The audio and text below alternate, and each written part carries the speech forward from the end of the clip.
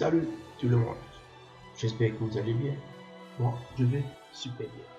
On se retrouve aujourd'hui pour une nouvelle astuce. Alors, cette astuce porte sur ces fonctions Excel dont vous ignorez sûrement.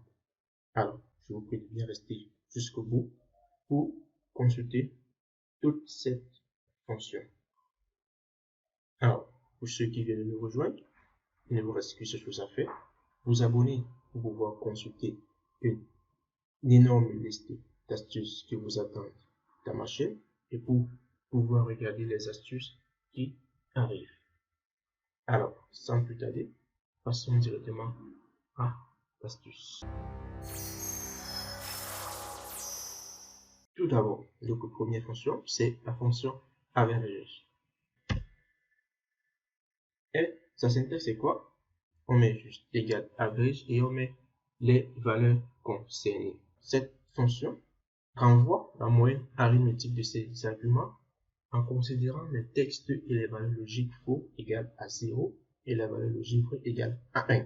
La fonction moyenne ne fait pas la moyenne arithmétique. Et en plus, même si vous faites une fonction, mais ça va juste utiliser l'expérience mathématique, ça ne va pas faire exactement la moyenne arithmétique. Pour notre deuxième fonction, il s'agit de la fonction va-pas. Oui, c'est la fonction va-pas. Alors, cette fonction, ça fait une taxe séparée, va-pas, et on met les valeurs 1, 2, jusqu'à la fin. Alors, cette fonction permet de calculer la variance d'une population en se basant sur une population entière. Et ici, les textes et les valeurs sont logiques. Donc, elle est différente des autres formules de variance dont la fonction var parce que celle-ci, elle permet d'inclure des textes et des valeurs logiques alors que les autres ne le font pas. En 3, la fonction var.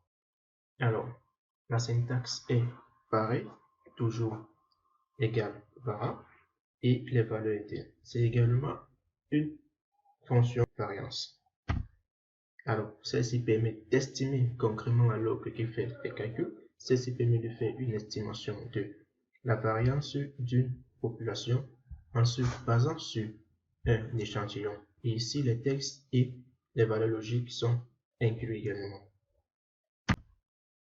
En quatrième, nous avons la fonction ABS. C'est une fonction, sa syntaxe est comment? Abs et le nombre. Alors, c'est quoi cette fonction? Cette fonction permet de renvoyer la valeur absolue d'un nombre. Et pour finir, la fonction mode. Alors, ça ne permet pas de donner le mode, non.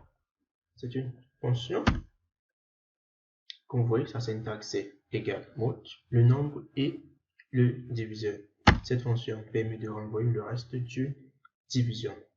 Alors, c'était tout.